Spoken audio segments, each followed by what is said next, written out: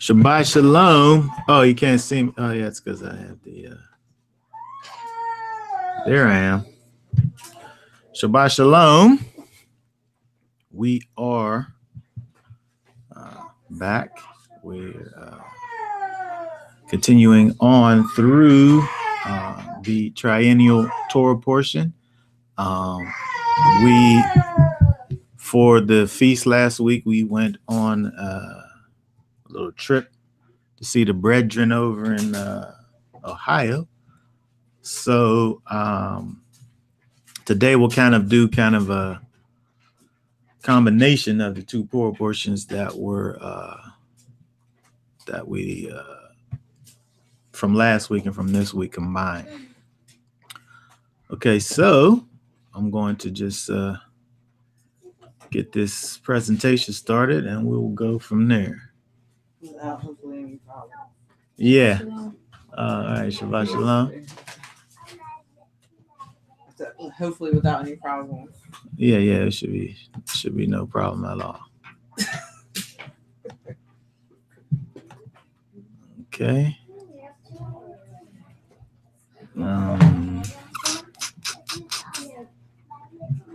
Okay. You got the slideshow. There you go. Okay, yeah, there it is there. Okay. All right, let me just double check this real quick.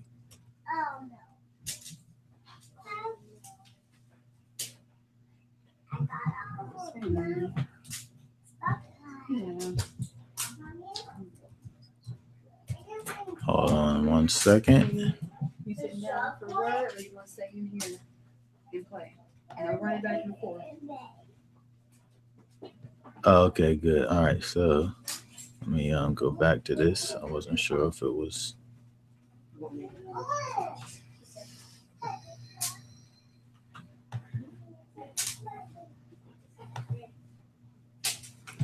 Okay.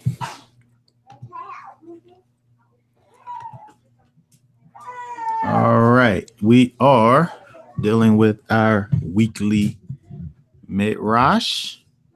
We're going to be looking at some highlights from the Torah. From Numbers chapter 8 through I believe that's the end of the 10th chapter of Numbers, verse 36.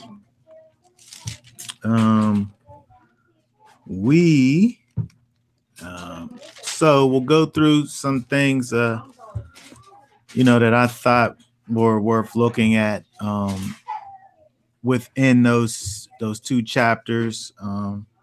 And if anybody has any thoughts or questions or comments, feel free to ask as we go through, whether it's dealing with what I'm bringing out here with within these two chapters, or if you had any questions about these things yourself. But I wanted to look at. So we'll look at Numbers 8:1 through 10:36, and also want to look at the two witnesses in Revelation chapter 11. And with that in mind, the two witnesses, also was thinking about the idea of having two witnesses, to establish a thing.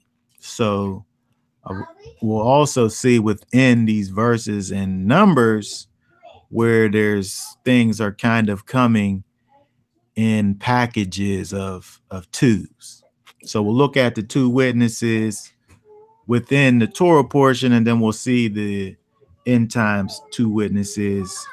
We'll talk a little bit about that in Revelation chapter 11. It's not on the YouTube. Isn't showing. Oh, it isn't? I thought she was doing it off of the iPad. I'm doing it off of this. I'm screen sharing it from. Oh, it's delayed though, right? It's delayed, you see that, but that's been up there.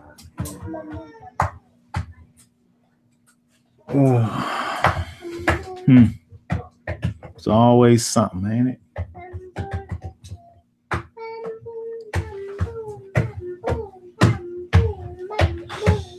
Okay, hold on 1 second here.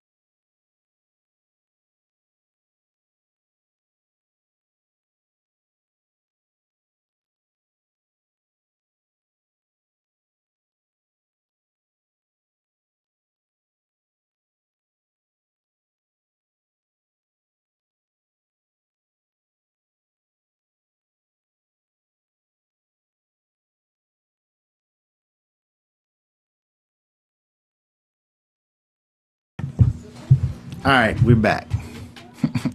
Okay. I'm worse now. All right, so we're gonna look at some things dealing with the priests, dealing with the menorah, the candlestick, and also the olive tree.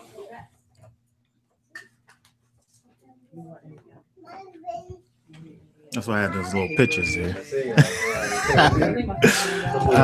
But inside the Torah portion, we'll be dealing with the couple little things. The Most High dealing with the fact that he says that the Levites shall be mine. We'll talk about that a little bit, what all that entails. Second Passover, second Pesach. The blowing of the trumpets, and as I said earlier, Revelation 11. Revelation 11. A little bit. We're not going to go too in depth into the eschatological aspects of the of Revelation, but we'll touch on it a bit. And 2 witnesses. Like I said, 2 witnesses within the Torah portion, and also the actual 2 witnesses in Revelation. So if we go to Numbers, and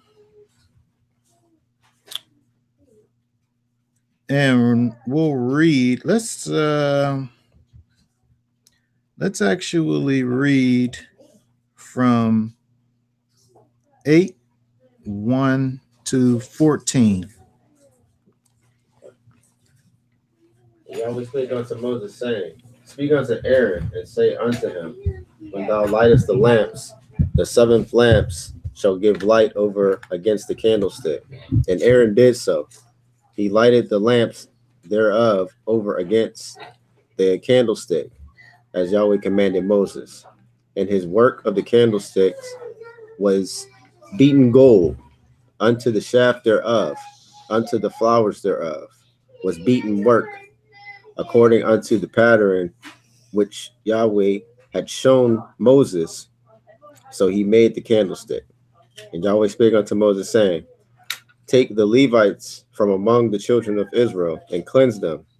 And thus shalt thou do unto them to cleanse them. Sprinkle water of purifying upon them, and let them shave all their flesh, and let them wash their clothes, and so make themselves clean.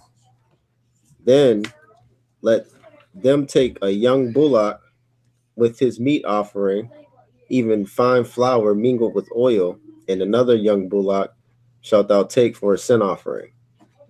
And thou shalt bring the Levites before the tabernacle of the congregation, and thou shalt together the whole assembly, or gather the whole assembly of the children of Israel together. And thou shalt bring the Levites before Yahweh, and the children of Israel shall put their hands upon the Levites. And Aaron shall offer the Levites before Yahweh for an offering of the children of Israel, that they may execute the service of Yahweh. And the Levites shall lay their hands upon the heads of the bullocks, and thou shalt offer the one for a sin offering, and the other for a burnt offering unto Yahweh, to make an atonement for the Levites. And thou shalt set the Levites before Aaron and before his sons, and offer them for an offering unto Yahweh. Thus shalt thou separate the Levites from among the children of Israel, and the Levites shall be mine. Okay, very good. Okay, so dealing with that last part there where it says the Levites shall be mine, I want to look at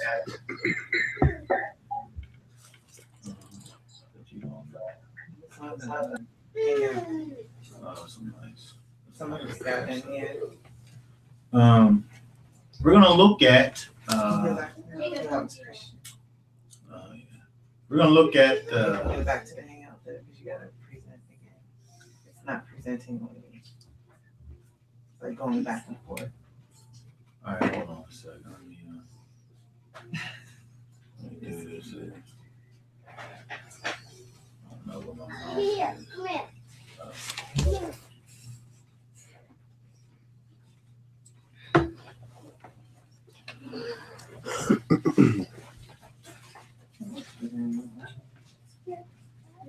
Oh, don't push it.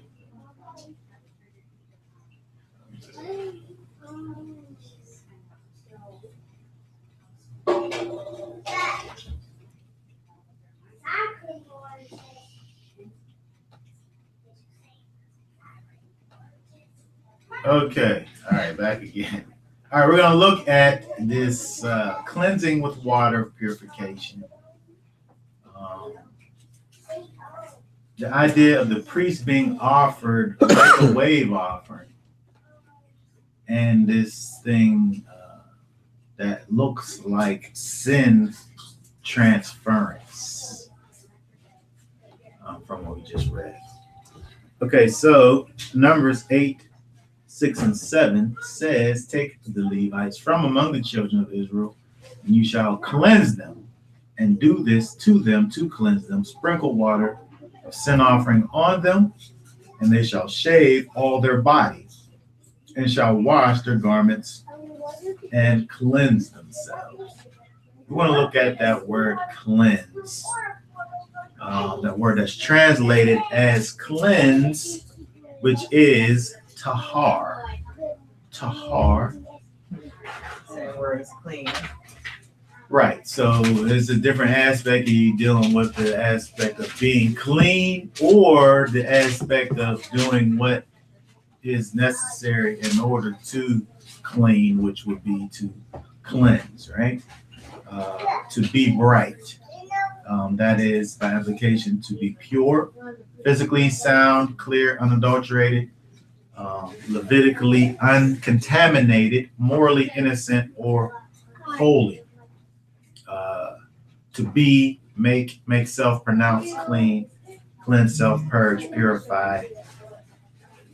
So we talked about before the idea of tameh, which is unclean.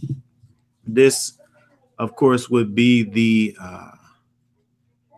opposite, clean, right? To cleanse. When we look at the verb again, meaning to clean, to make clean, to be pure, the term occurs most frequently in Leviticus, where it was used for ritual cleansing of either things or persons, right? So here we see an example of the process of the cleansing of persons, specifically dealing with the priests. When we look at this word tahar in the ancient, it is the tet is the basket, which is that circular thing with the X looking thing in the middle. That is a basket, a container, something that contains things that you put things in. It's a container.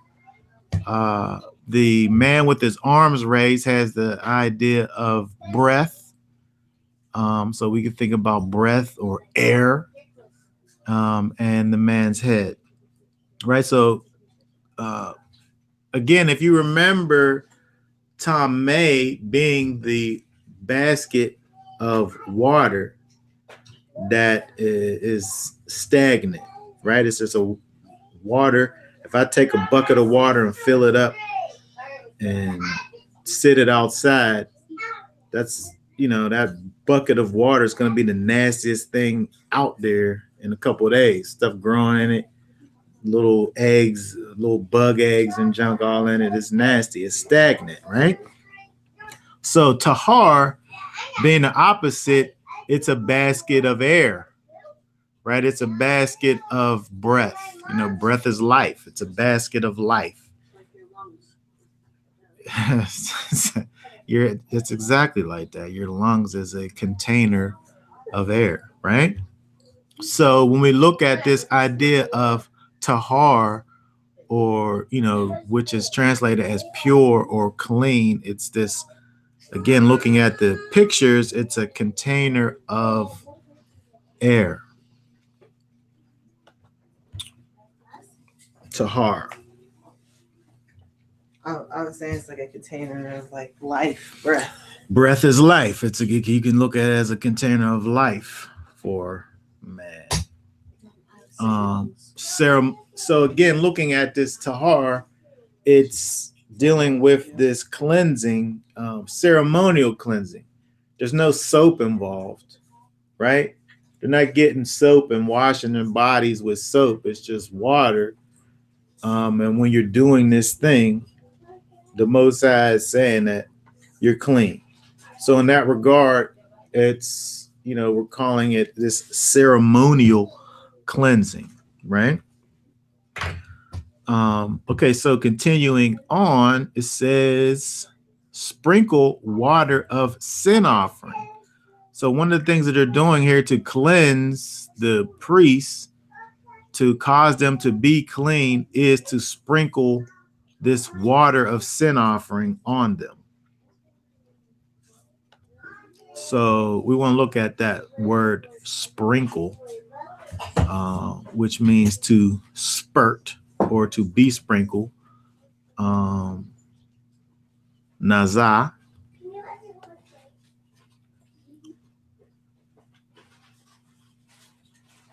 The verb appears only a few times in the basic verbal form and carries the connotation of blood spurting or spattering. Many times when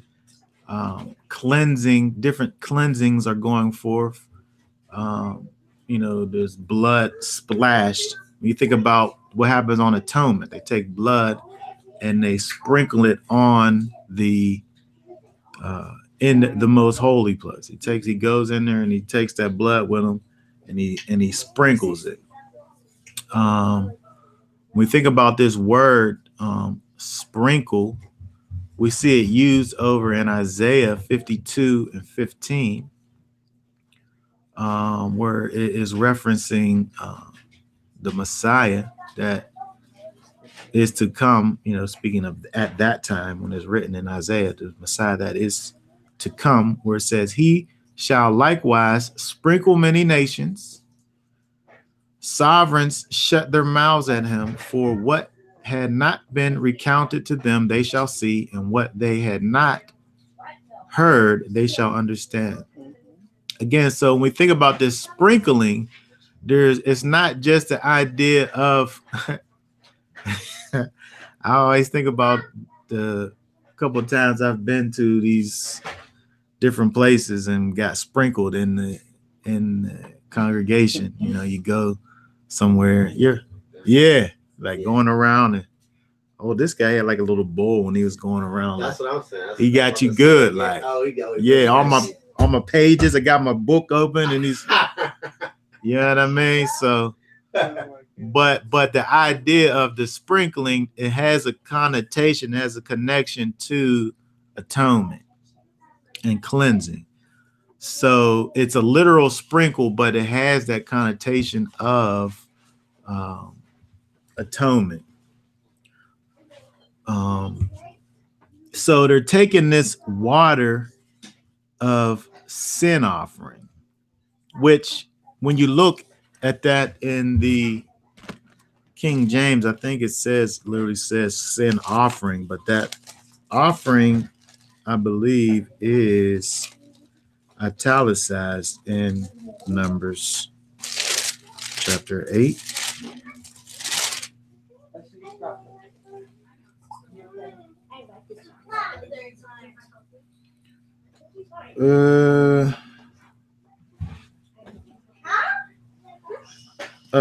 I have a different verse. First, King James says, thus shalt thou do unto them to cleanse them, sprinkle water of purifying upon them. Water of purifying. Some say water of sin offering. Where are we at? What verse is that? Verse 7. Okay. But the word actually is water of sin. Where are we at? What chapter? 8. Numbers 8 and 7. What was the reference? Isaiah 52:15. 52. Was it 15? I'll just look it up real quick. If I go back, it's going. You want to go back? If I go back, I don't want it to mess up. But I know exactly where it is. 52. Yes, 15. Okay, so Numbers 8, where it says water of purifying. Some translations say water of sin offering. But that purifying actually. Mine says literally water of sin. Water of sin. Right. They translate it as purifying in the King James. But that word actually is kata, which is an offense, which is sin.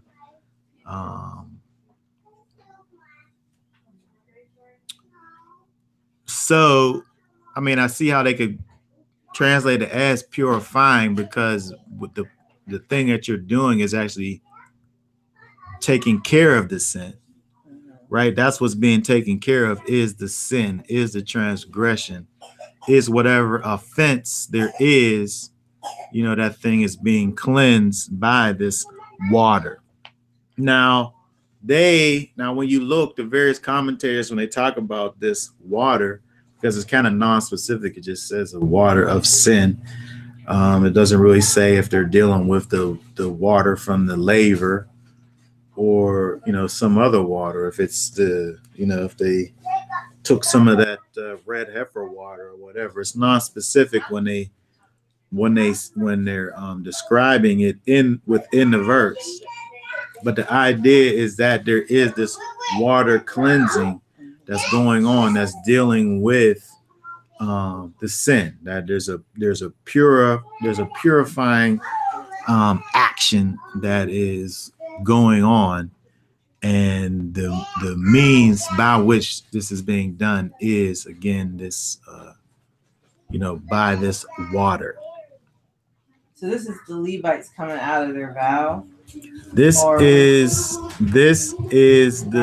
was out of the room when we this started. is the Levites. We're already at the place where the Levites have been chosen, and oh my goodness, I said the Levites coming out their vow. you think about the Nazarites. Yeah, I'm still stuck on that. But the Levites had to go through this cleansing kind of at their beginning stages in order to go and do the work that they done. If you verse 11, where it says, and Aaron shall offer the Levites before Yahweh for an offering of the children of Israel, that they may execute the service of Yahweh. So in order for them to do the service, they had to go through this cleansing, to have this sprinkling of this water of the sin offering, had to be done to them. And they also had to shave their flesh. So one of the I don't think I knew they had to shave their flesh. Yeah. So when we look, our first instance of these two witnesses that's incorporated in something, we're looking at the way that the priest makes themselves clean. They symbolically wash to cleanse the priest from all that defiles his flesh, and then he also shaves his flesh. So you have this cleansing, this water, and then you have this removal of everything that comes out from the flesh. I don't know if that caused you to think about anything or not. All the stuff that grows out of it. Not his hair. But then we had exfoliating. Yeah.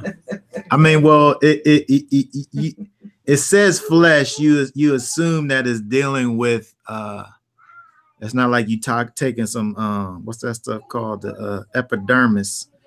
You're not cutting your epidermis off of there. It's not like actual skin coming off.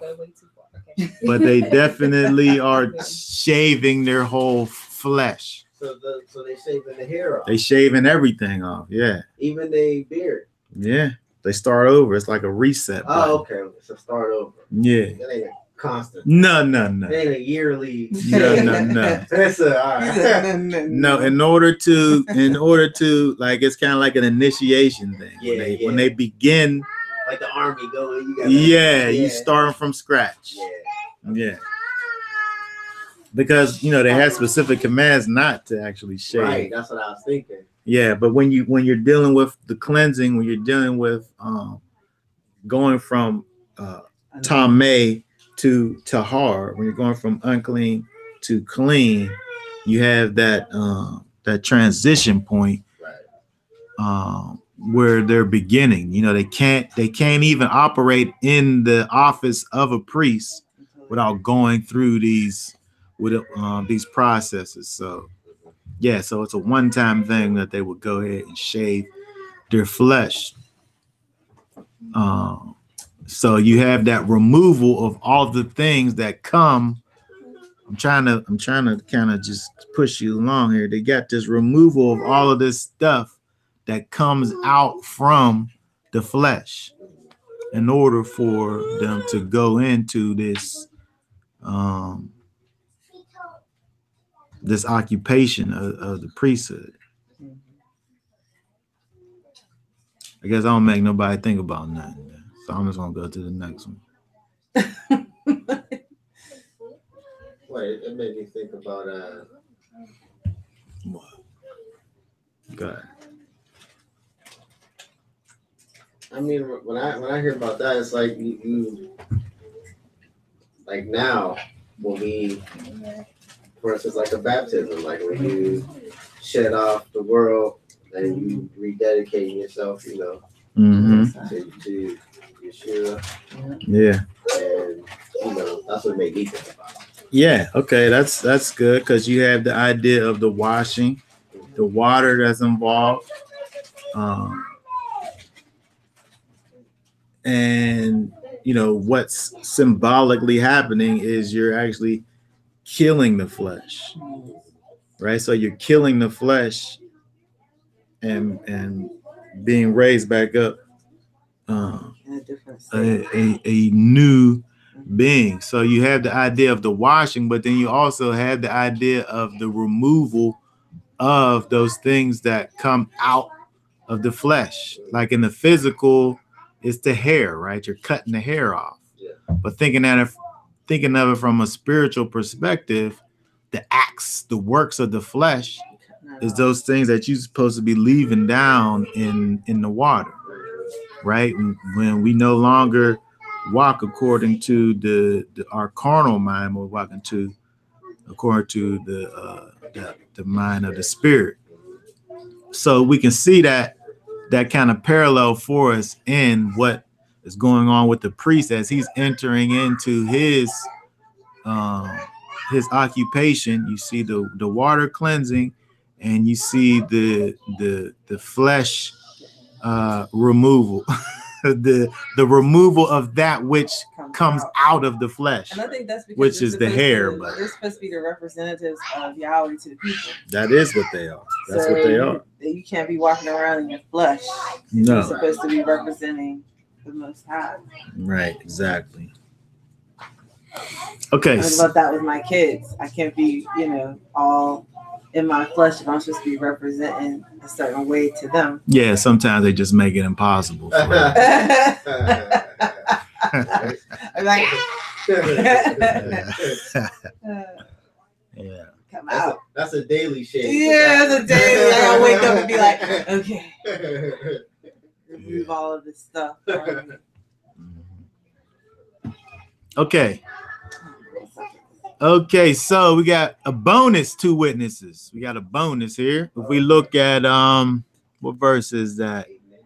It's right there, ain't it? It says it right there.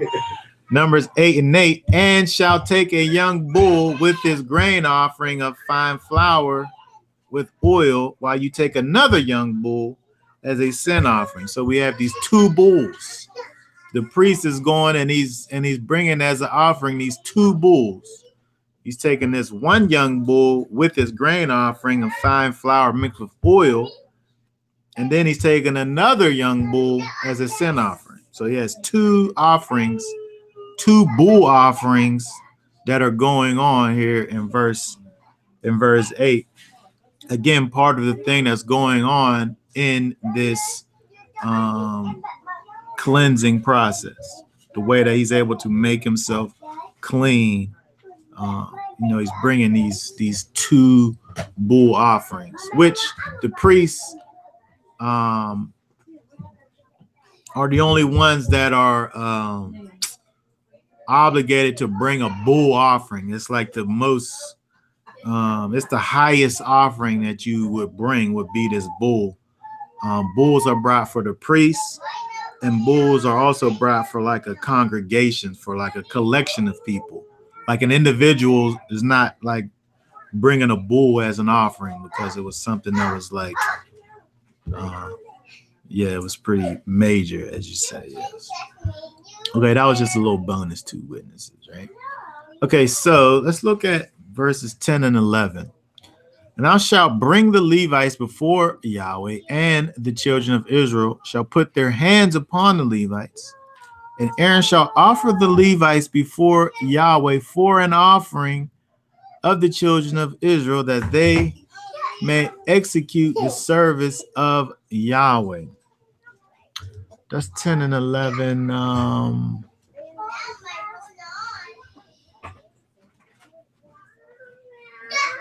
Let me see what this. I have this other version that reads something a little bit different.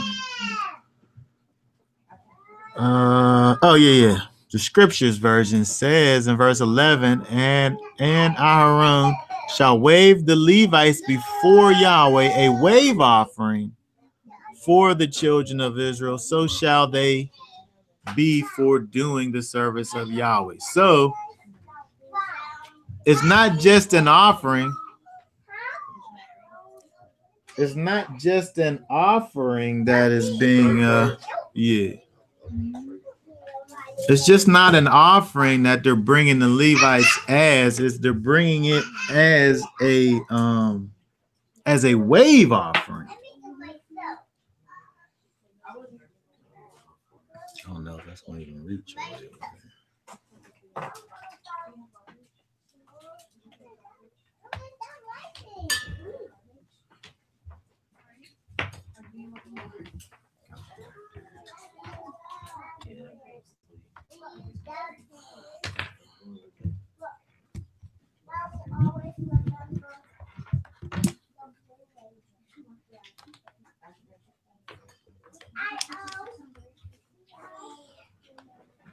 Okay, here we go. Okay, so this offering that they're referring to, this offering is this tenufa,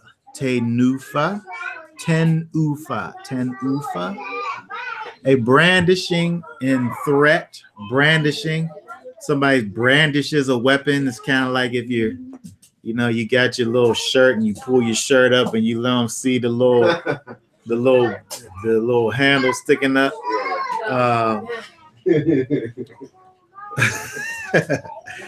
But this word here is used in regards to the wave offering. When you think about, we're in the time of counting the omer. When you went and you took those first fruits on that first day of the counting of the omer, you took that omer of barley and you use it as a wave offering, like a heave offering, like what we do at Sukkot when we take the different the 4 species and wave it in all the directions, right? So that's this word here, tenufa. But we're talking about the priests. The priests were used as a wave offering, which is interesting because they're not really talking about, like, Aaron wasn't like taking his sons, like these full-grown men, and picking them up and like waving them literally.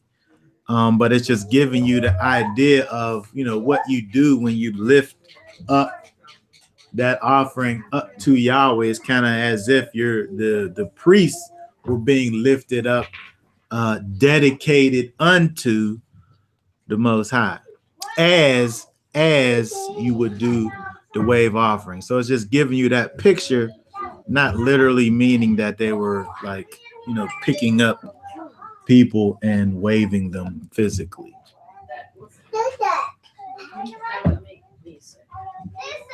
Yeah, well, yeah, that's not what they was doing.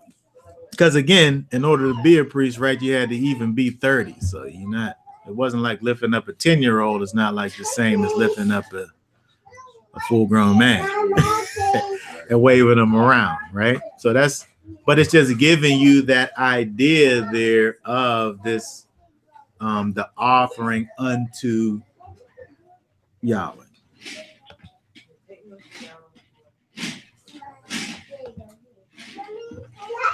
Okay, so I'm saying it right here, right? Not that the priest was actually waved, but in the sense that he was lifted up to the Almighty, given up or presented to. Yes, it's kind of metaphorical, right? Okay, so then we have this idea of this sin transference. And the Levites shall lay their hands on the head of the bulls, and one shall be prepared as a sin offering, and the other as an ascending offering to Yahweh to make atonement for the Levites. So when we look at this, we can, first thing I think about is when we look again at the Day of Atonement, where the priest lays his hand on the goats and one of the goats and pronounces all the sin of the nation on the goat, as if he's taking the sin of the people and putting it on the goat and sending the sin in the goat away into the wilderness. You see the same kind of a concept here with dealing with this bull that's being offered, right? But the Levite here, it's it seems as if he's transferring his sin to this bull's head that he's about to sacrifice. So we know that sin necessarily is not a tangible thing. It's not like dirt. Like I can have dirt on my hands and grime and then wipe it on something and then now it's on that. But we do see, we see how we look at scripture, we see how, these animals really do kind of stand in the place, kind of in proxy for the individual. Instead of you dying for your sin that you do, that offering, that life is being taken. So there is a giving of a life, there is a shedding of blood, but you, in your taking of that offering, is essentially transferring that sin debt that you have from you onto the sacrifice. So that's just Yahweh giving you mercy. It's absolutely mercy, right? Because you're the one who did the wrong. You're the one who really deserves to die.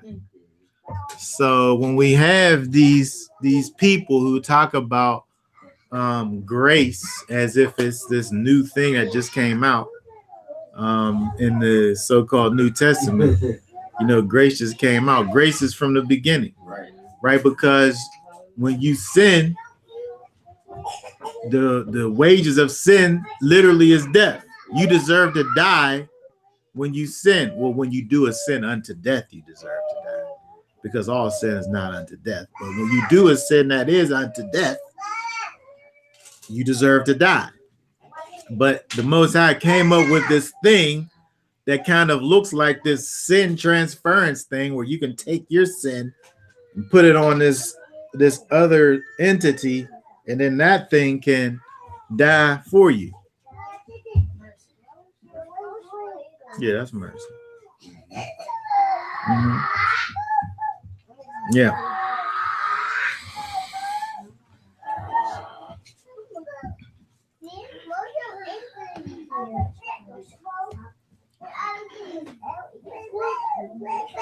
Okay, verse 18, chapter 8. Thus you shall separate the Levites from among the children of Israel, and the Levites shall be mine. Okay, so we looked at all of the things that the process that the Levites go through in order to go through this cleansing process, in terms of what it took for them to be in the place where the Most High wanted for them to be, right? He said that they were his, but the Most High, Yahweh, he is holy, right? So he needs for those who are going to be his representatives.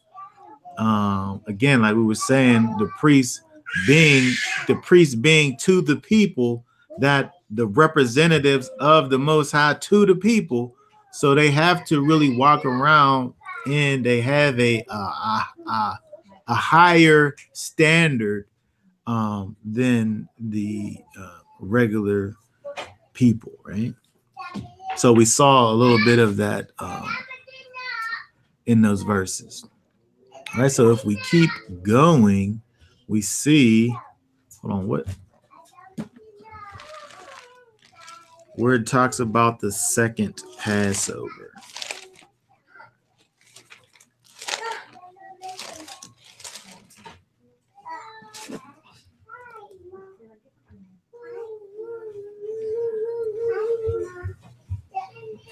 The second Passover. If you missed the first one, you could a month later you could take it. You could take the second one. But there were certain stipulations and qualifications that was put in place. And if you didn't fit the criteria, then you wasn't able to take the second Passover. You look over in chapter 9. Chapter 9 is where it talks about it. The second Passover. Let's just read the first 14 verses where it deals with it. 9, 1 through 14. It says, and Yahweh spake unto Moses in the wilderness of Sinai in the first month of the second year, after they were come out of the land of Egypt, saying, let the children of Israel also keep the Passover at its appointed season.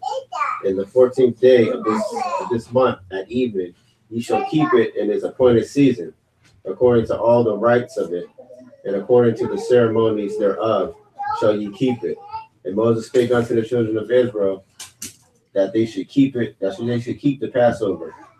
And they kept the Passover on the 14th day of the first month at even in the wilderness of Sinai, according to all that Yahweh commanded Moses. So did the children of Israel. And there were certain men who were defiled by the dead body of a man, that they could not keep the Passover on that day. And they came before Moses and before Aaron on that day. And those men said unto him, we are defiled with the dead body of a man. Wherefore are we kept back, that we may not offer an offering of Yahweh in his appointed season among the children of Israel? And Moses said unto them, stand still, and I will hear what Yahweh will command concerning you. And Yahweh spake unto Moses, saying, speak unto the children of Israel, saying, if any man of you, of your posterity, shall be unclean by any reason of a dead body, or be in a journey afar off, yet shall he keep the Passover unto Yahweh. The 14th day of the second month at even shall keep it, and eat it with unleavened bread and with bitter herbs. They shall leave none of it unto the morning, nor break any bone of it. According to all the ordinances of the Passover shall they keep it. But the man that is clean and is not in his journey, and forbeareth to keep the Passover, even that same soul shall be cut off from among his people, because he brought not an offering unto Yahweh in his appointed season. That man shall bear his sin. And if a stranger shall sojourn among you, and will keep the Passover unto Yahweh according to the ordinances of the Passover, and according to the manner thereof, so shall he do. He shall have one ordinance, both for the stranger and for him that was born in the land. Okay, very good. So we see here that again, Yahweh is making a way for people under certain circumstances. He wants for the people to be able to participate and actually keep this set apart time that he has put in place. So when you do have these extenuating circumstances, which being you're defiled by a dead body, or you are away on this journey, which to me, I kind of think that it's directly connected to, being away at war specifically. Yeah. Not like, well, I was on vacation, so you know what I mean? It's not, I'm saying it's not just you just I was out of town, so I wasn't able to do it. You know what I mean? But it does say "and" as if it's two things. It says, it says in verse, what is that? Okay.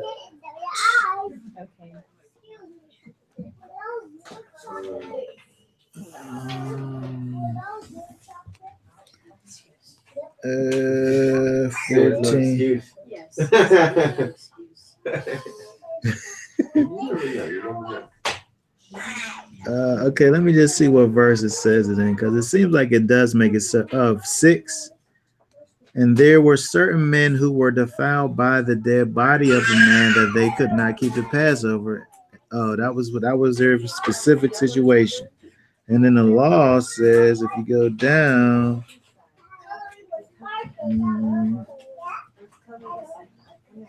verse 10, speak to the children of Israel, saying, if a man of you or of your posterity shall be unclean by reason of a dead body, or it says, or be in a journey afar off, yet he shall keep the Passover. So it does kind of say, let me see what that looks like in the Hebrew. With that said, I'm thinking that's saying, because we know there are 3 feasts, all the men are supposed to come back to Jerusalem to keep it Right. at their appointed time. So I guess something could have hindered them on their journey to get to Israel. On the way back. Yeah. And they didn't make it in time for the ceremony. So it's like, oh, you missed it. You can keep it. Yeah. Because you're supposed to be already, you're supposed to be on you. If you far away, you're supposed to make your way back. Yeah, exactly. You're supposed to do it, but probably who knows what can come up. Yeah. I'm sure, things came up, everything went perfect, and it's like you made it, okay, because it's like it's given the 2 conditions: a dead body, or you didn't make it. It definitely is 2 conditions. Again, there's no excuse. Hizky saying it's no excuse. But obviously, Hizky, you gotta have mercy. Yeah,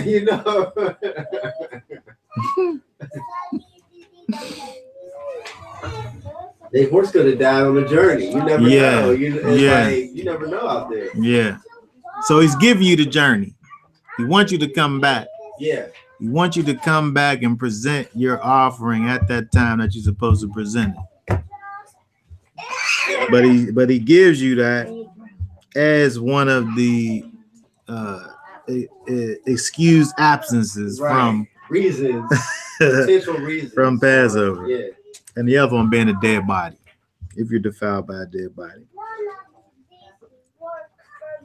But if you were clean,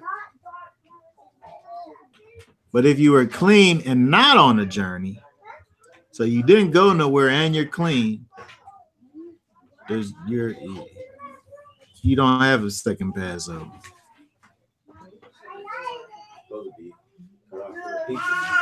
Well, right. Yeah, you don't have a second Passover. So, in other words, you got to keep the first one. But if you don't keep the first one, yeah, you cut off from the people. So we have this thing that is really this severe thing. It's really this very important thing, this Passover, how the Most High feels about it. And I would say because it really gives you the picture of the beginning of our relationship. The time that Yahweh chose Israel to be his people, the time when he really codified that thing that he said he was going to do, that he promised to Abraham. He made a promise to Abraham, which was before the Passover. But when we get to the Passover, it's really the manifestation of the promise that he made to Abraham.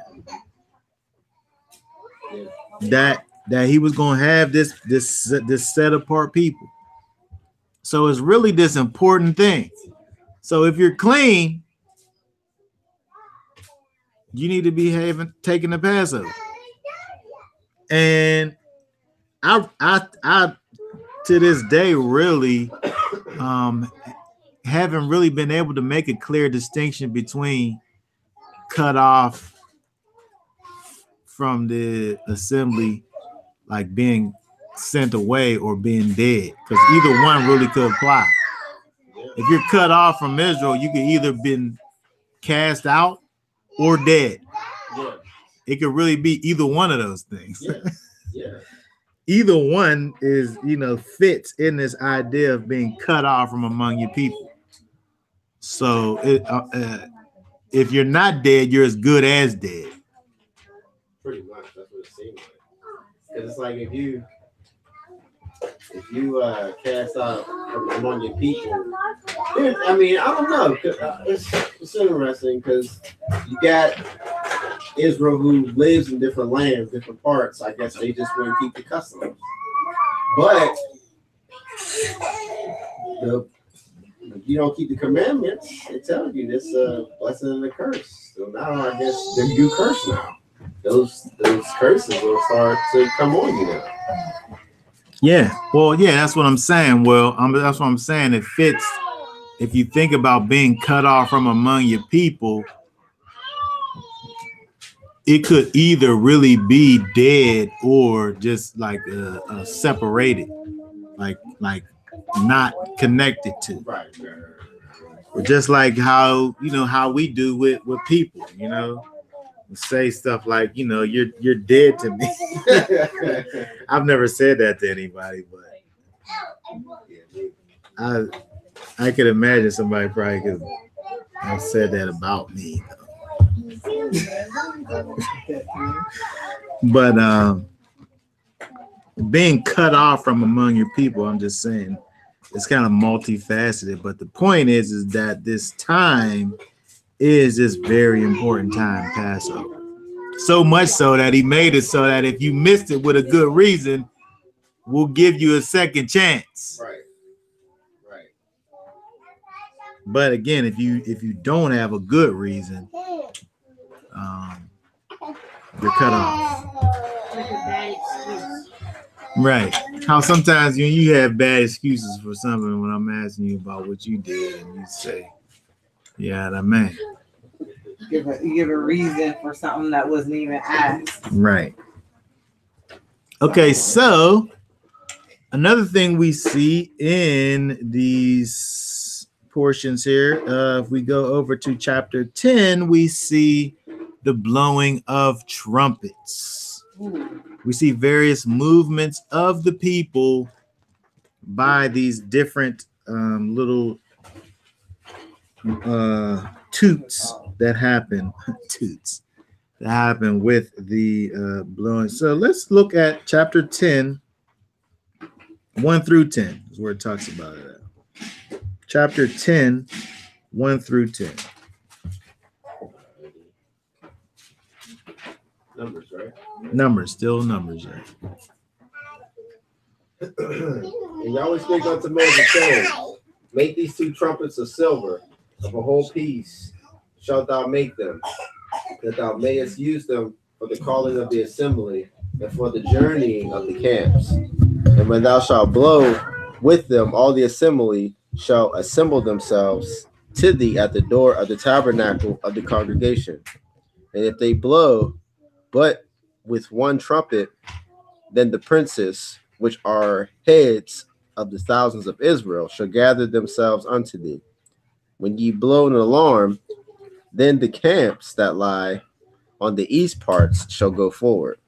When ye blow an alarm the second time, then the camps that lie on the south side of the shall take their journey.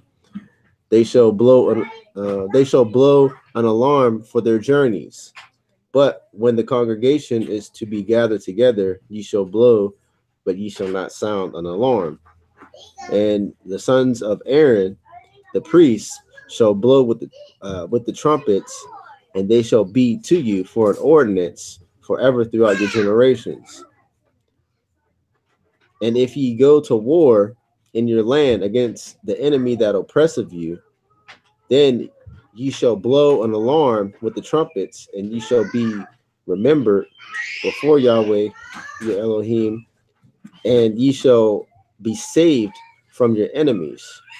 Also, in the day of your gladness, and in your solemn days, and in the beginnings of your months, you shall blow with the trumpets over your burnt offerings and over the sacrifices of peace offerings, that that they may be good to you for a memorial before Yahweh, for I am Yahweh your Elohim.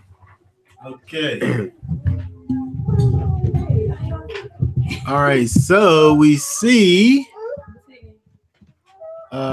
in these verses here where we have these different occasions and times when Israel would blow their trumpets. I have the little picture of the guy with the shofar looking thing, but this is dealing with the blowing of the two trumpets of silver, the two silver trumpets, the different times that they would blow them, whether it be to call an assembly together, they was going to call some type of gathering they was going to have, they're going out to war, they would call it, to assembling the various people together. So we see. Saying when you blow a shofar. No, a silver one. Same. Like Sounds like it's not like a ram. it sounds like a ram.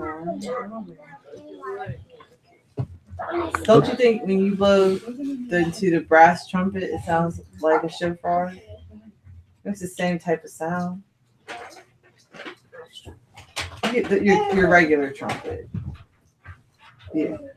When you blow the shofar, it kind of sounds the same. Yeah.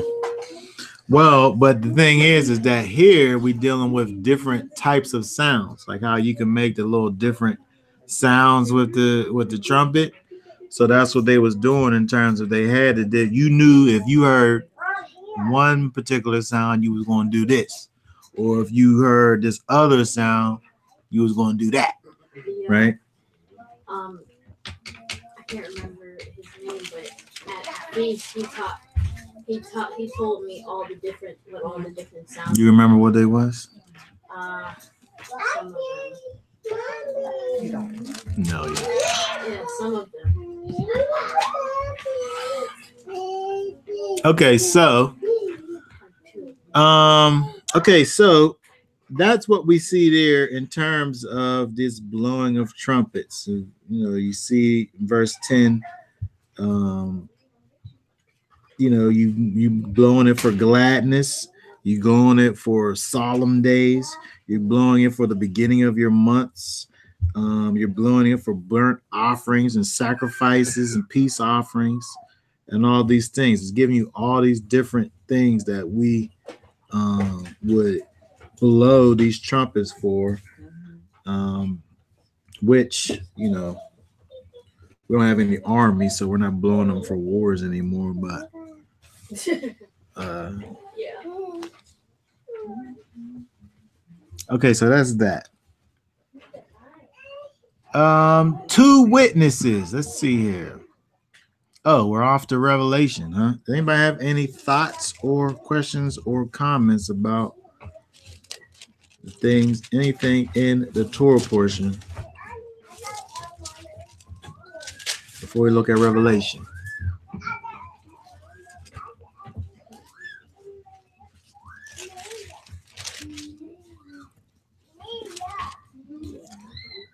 Okay, so let's look at Revelation 11. I just really want to deal with the first 4 verses of Revelation 11. Put your Bible on this one. Yeah, I got the verses right there. He was like, he just pointed over there. Because I was like, get your Bible out. And he's like, Go ahead, read that. And there was given me a reed like unto a rod. And the angel stood saying, Rise and measure the temple of Yahweh and the altar, and them that worship therein. But the court which is without the temple leave out, and measure it not. For it is given unto the Gentiles, and the holy city shall they tread unto foot for 42 months. 42 months. And I will give power unto my 2 witnesses, and they shall prophesy. Prophesy 1,200 and their three score days, clothed in sackcloth. These are the 2 olive trees and the 2 candlesticks standing before Yahweh. Okay. So looking at this, I didn't really want to get into, people talk about who are these 2 witnesses and, what is going on with this prophecy that's going forth with what they're saying, or, the thing that they're doing and the times that they would be in and all of this. I really wanted to just kind of focus on the kind of pictures that was given in association with these 2 witnesses. It says in that verse 4, these are talking about the 2 witnesses, calling them 2 olive trees and 2 candlesticks standing before the Elohim of the earth. So it's describing these men who are these 2 witnesses of Yahweh as olive trees and candlesticks. Olive trees and candlesticks. So we're looking at the 2 witnesses of Revelation. I don't know if it was or not. Okay, so the witnesses as an olive tree. It actually says 2 olive trees. First of all, we know there's only 2 guys. There's 2 witnesses, right? There's 2 guys. But it says that there are 2 olive trees and 2 candlesticks. But these witnesses are being described as the olive tree and as the candlestick. Okay, yeah, it says these are the 2 olive trees and the 2 lamps. Right. So it's talking to you about 4 things, but it's talking about the 2 witnesses.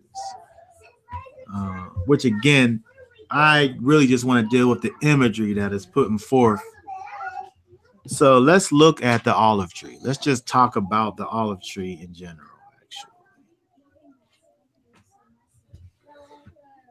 That's what one looks like. Like 2 trees that are connected. Yeah, it kind of does look like, does it? Psalm 52 verse 8 says, but I am like a green olive tree in the house of Elohim. I have trusted in the loving commitment of Elohim forever and ever. Like the green olive tree. You think about olive trees. Well, I don't know if you know this about olive trees, but they're these things that are very fruitful. When they get to the place when they're ready, when they get to the place when they're ripe and ready, typically they spread out things underneath the tree, and you just shake the tree, and the stuff just falls down. Like you have to go up and you don't gotta go up there and sit there and pick it. You go there, you spread something out that'll collect it at the bottom, and you just shake the tree, and the stuff just falls. They're very fruitful tree. So something about olive trees is that they're very fruitful.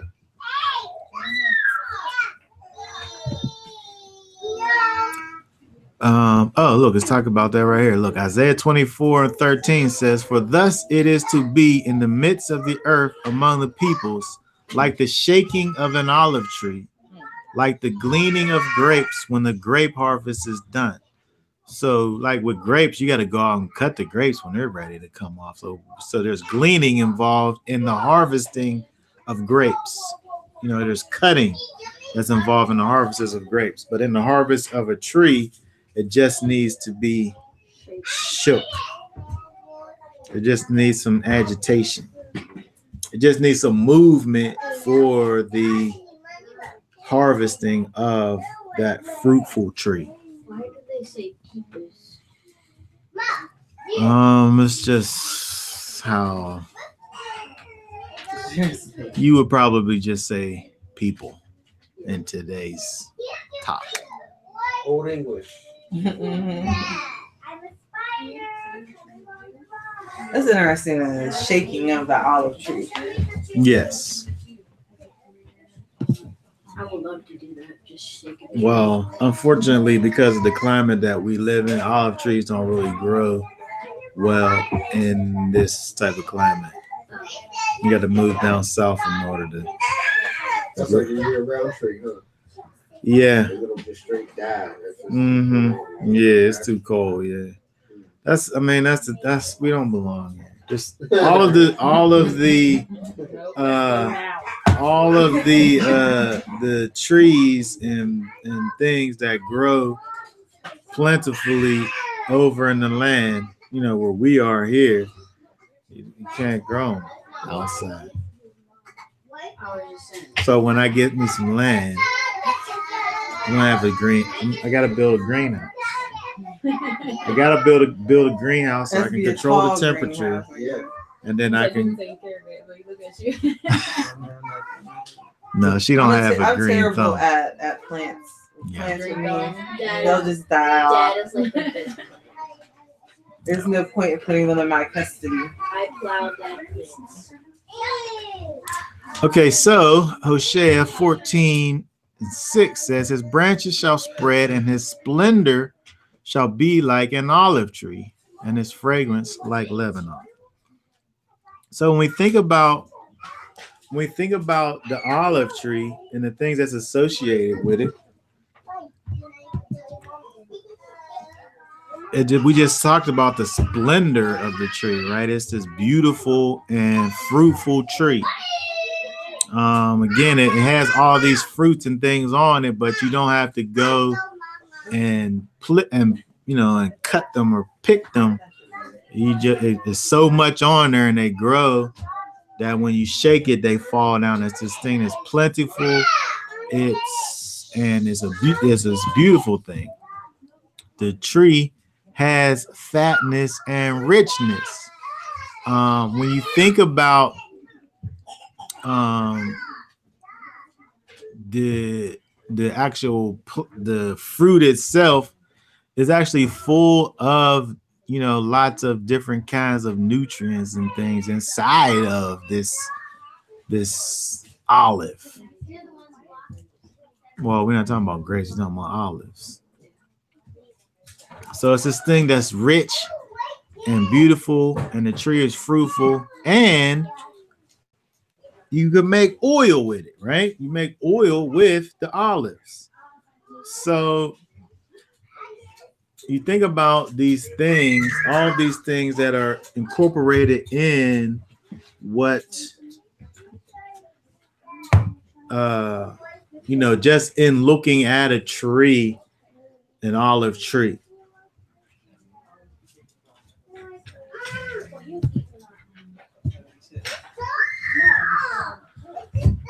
So when it talks about the candlestick, when we think about a candlestick in regards to the tabernacle, we're talking about the menorah, that 7-branched candlestick. In fact, when we looked at chapter 8 of Numbers, it described the lamp and the lampstand. So when we look at the menorah actually is like a tree. It's this thing that has branches and leaves, and the bowls are shaped like almond fruit. The way that it was commanded for it to have been made was like unto a tree. So it's this thing that's given us, that's being made a candle, a lampstand, but in its making, it was made like a tree. It's this tree with branches and fruit bowls, and of course, we see that as beautiful, right? This thing that was made out of a single piece of gold, beaten, not multiple pieces of gold, like put together, but hammered and beat and formed into this elaborate piece of work, which is the menorah. And of course, its primary purpose is to light a light from the oil, right? So when you think about the menorah, there's actually a relationship between the menorah and the olive tree. There's a relationship between the two because you're using the olives to actually make the fine oil in order to actually light the menorah.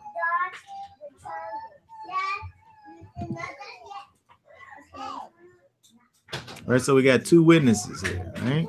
The two witnesses. The olive tree, we can see pictured in many places as Israel. We see Israel described really as an olive tree.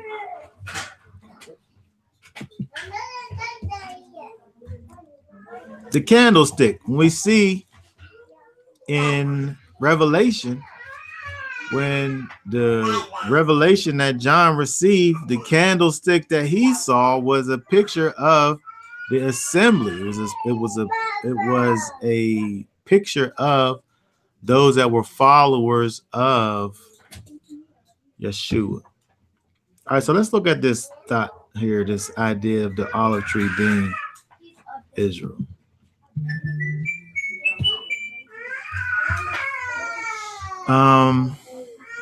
Romans 11, 16 through 24.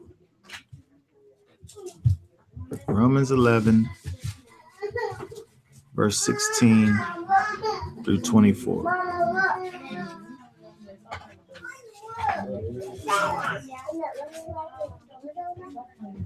Romans chapter 11, 16. For if the first fruit be holy, the lump is also holy. And if the root be holy, so are the branches. And if some of the branches be broken off, and thou, being a wild olive tree, wert grafted in among them, and with them partakest of the root of the fatness of the olive tree. Boast not against the branches, but if thou boast, there bearest not the root, but the root thee. Thou wilt say then, the branches were broken off, that I might be grafted in. Well, because of unbelief, they were broken off. And thou saidest by faith, be not high-minded, but fear. For Yahweh's Spirit, if Yahweh's Spirit not the natural branches, take heed lest he also spare not thee. Behold, therefore, the goodness and severity of Yahweh on them, which fell severity, but toward thee goodness, if thou continue in the goodness, otherwise thou also shall be cut off. And they also, if they abide not still in unbelief, shall be grafted in, for Yahweh is unable to graft them in again. For if thou wert cut out of the olive tree, which is wild by nature, and wert grafted contrary to nature into a good olive tree, how much more shall these, which be natural branches, be grafted into their own olive tree? Okay, so when we look over here at what Paul is describing, he's referring to, of course, Israel, and referring to Israel as this olive tree. The tree, which of course has these branches, right? The natural branches, those that were, because of their unbelief, were broken off, right? But were grafted back on in belief. And we're talking about belief, we're talking about in Yeshua HaMashiach. And then you also have these other branches, these wild branches, these other branches that didn't come off of that tree. They came off of some other tree that was grafted in to the same tree, right? So they become part of the original tree, even though they did not begin as that tree. So what we see there really is this idea of this olive tree being, described as Israel. And then, like I said, as far as the candlestick, we see in Revelation 1:20, where it says, the secret of the 7 stars which you saw in my right hand, and the 7 golden lampstands. The 7 stars are messengers of the 7 assemblies, and the 7 lampstands, the 7 candlestands which you saw, are 7 assemblies. And then he goes on to talk about these different assemblies, groups of believers in Yeshua. So when we think back to these 2 witnesses that are described as these lampstands and these olive trees, and we think about the characteristics that are that go along with the lampstand, with the olive tree, you can't have a lampstand. The lampstand can't be lit without the olive tree, right? The main ingredient in the lamp is the oil that comes from the tree. The 2 things go together. So you have people, I'm not one of those people that talk about, the separation between, I'm putting it like that in there in terms of the witnesses and the assembly being the lampstand and Israel being the olive tree, just to look at the 2 aspects. But at the end of the day, we're really talking about one thing. At the end of the day, the assembly of Yahweh is Israel. At the end of the day, Israel is the assembly of Yahweh. At the end of the day, for these people, these 2 witnesses, to be those that are representing the Most High in the end times, the only way that people of Yahweh, would even listen to these people would be if they're connected to Messiah. If you're not connected to Messiah, I don't want to hear what you're saying. You're anti-Messiah, right? If you're not connected to Messiah. So at the very least, when we look at these 2 witnesses, based on the characteristics that are placed on them in terms of them being a olive tree, 2 olive trees, and being 2 candlestands, and realizing that when we look here and see the thing that Paul is describing in terms of the olive tree being Israel, right? And then understanding that the lampstand can't even be a lampstand without the fuel the thing that fuels it. You have to put all these things together, right? So I say all that just to say this. And I shut the door right at that time. There it is. Say all this. I thought this was me. I'm like, you get out the door. What's her name? Ariel. Ariel. Hi, Ariel. I say all that just to say that when we look at the Most High, he gives us things, and he gives us things a lot of times, and we've seen a few examples of those here in pairs, right? And he's showing us these things, in order to kind of strengthen, certain concepts. When we look at these things, and they oftentimes have these dual meanings, right? We can obviously look at what the thing is literally saying to us, and that's what we've done. But beyond that, especially when we look back at the so-called Old Testament, we look at the Torah, we look at the Tanakh, and we see remembering things like whenever in Luke, where it talks about Yeshua showing the disciples, going through the scriptures and showing the disciples himself in the Torah and the prophets. In order for him to be doing that, he had to have been looking at things that we look at all the time, and we look at it one way, but he's showing us himself in those things. So when we look at that, let me just turn to that real quick. Luke 24.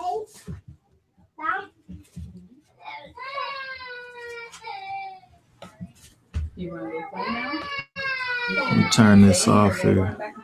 Luke 24 and 44, where it says, "And he said unto them," Yeshua speaking to his disciples, "These are the words which I spake unto you while I was yet with you, that all things must be fulfilled, which were written in the law of Moses and the prophets and in the Psalms concerning me. Then opened he their understanding, that they might understand the scriptures." Right? So at that time, Yeshua was showing his disciple himself in Moses, in the prophets, in the Psalms, all the things that were concerning him. So I'm saying that when we look at these different things, it's giving you this literal meaning. But we also know that we're able to see within that Yeshua. So when we think about, the olive tree, when we think about this fruitful tree that produces this oil that's fuel for light, when we think about this witness that was said to have been 2 olive trees, we think about the fact that an olive tree is pictured as Israel. We could think about ourselves even. Oh, look, I forgot that was married. We can think about ourselves even in that light, right? Where we are to be this fruitful tree, right? This tree that brings forth much fruit, right? And not just fruit, but meaningful fruit, right? Fruit that could be used for fuel for light, right? So you could even say that the fruit is the light, right? Because the natural progression, if you have the oil, you have the oil that makes the light. And you think about, again, we think about the 2 witnesses. One of the witnesses was the actual candle stand, right? Which again could be pictured as that, looking at us as being lights, right? We're supposed to be a light in this world of darkness. We're supposed to be those ones who are not influenced by the world, but influencing the world, right? we think about what was going on with the priests, and we look at the priest, how he, how he came into service, and his prerequisite for him to come into service was for him to shed those things that came out of his flesh, right? He was supposed to be able to make a distinction between, thinking about it from a spiritual perspective, the separation between the carnal and that spiritual, where he was no longer going to be somebody who was not like the other tribes where they had their families and their tribes, but he was given the Levites were given unto Yahweh. Their purpose in life was to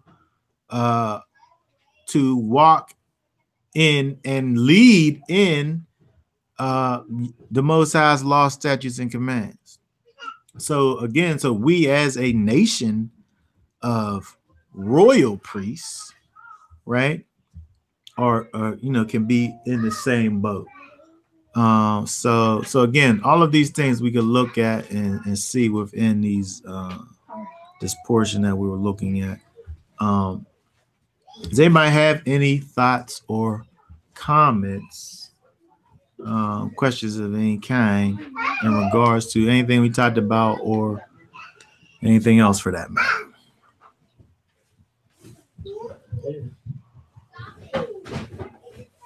Okay.